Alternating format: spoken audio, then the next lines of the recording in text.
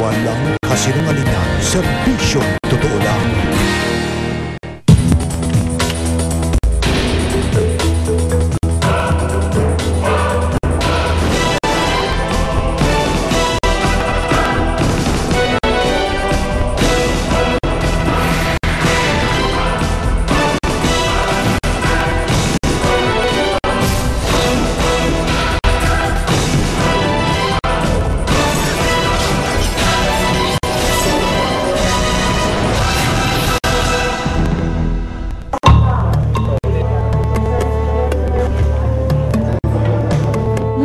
Akong gubat na napuntahan, pero ang biyaheng ito, katuparan ng isang matagal ng pangarap.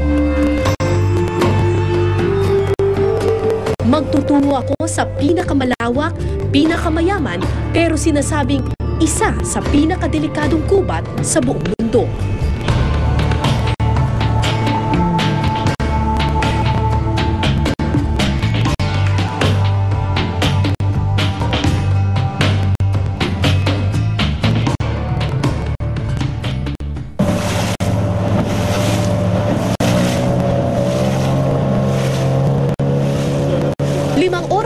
Biyahe sa bangka mula sa syudad ng Manaus, Brazil, papasok sa kagubatan ng Amazon.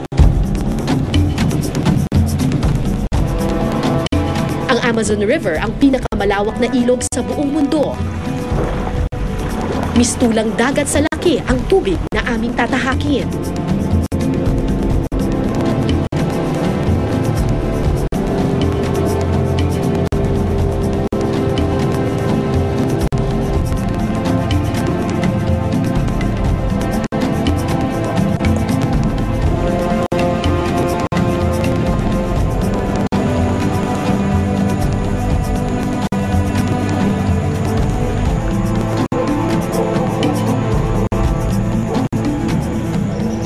Makalipas ang ilang oras, napasok din namin ang gubat.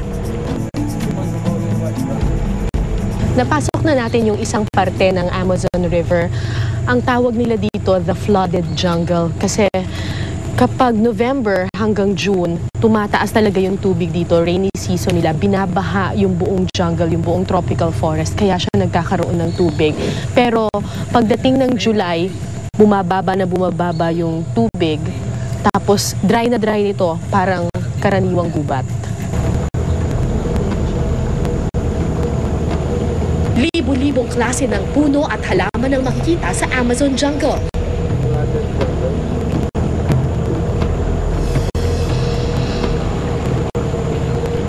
At ang higante ng gubat, tumambat sa aking harapan. Yung tawag daw dito sa punong ito, ceiba tree.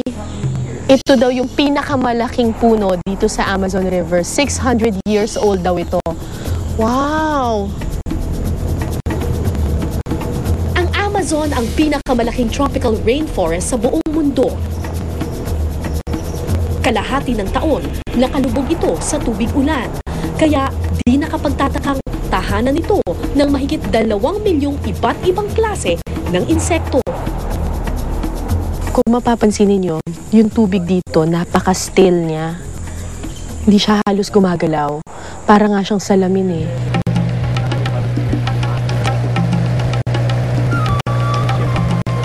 Makalipas ang ilang minuto sa malasalaming ilog, unti-unting nagbago ang kulay ng tubig. Naging kulay kape ito, indikasyon na napasok na namin ang Rio Negro o itim na ilog sa salitang Portuges.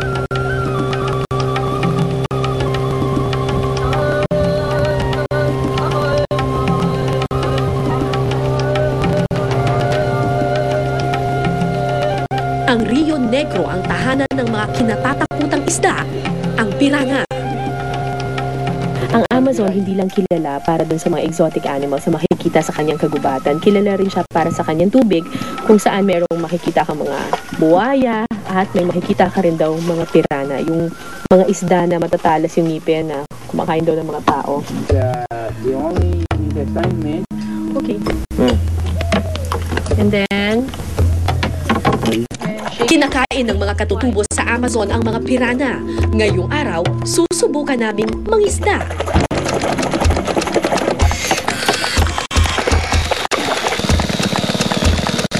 Oo,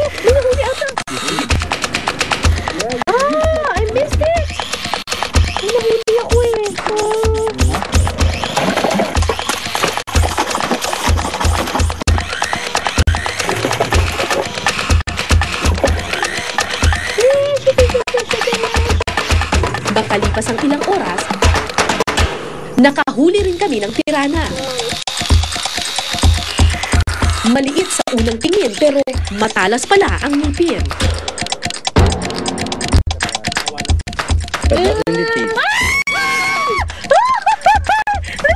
Wait. Oh my God. So ito baby pa lang to, pero kapag lumaki to, doble nitong size nito. Marami na raw na disgrasya sa parting ito ng Amazon. Aksidenteng nahulog sa tubig at nakagat ng mga pirana.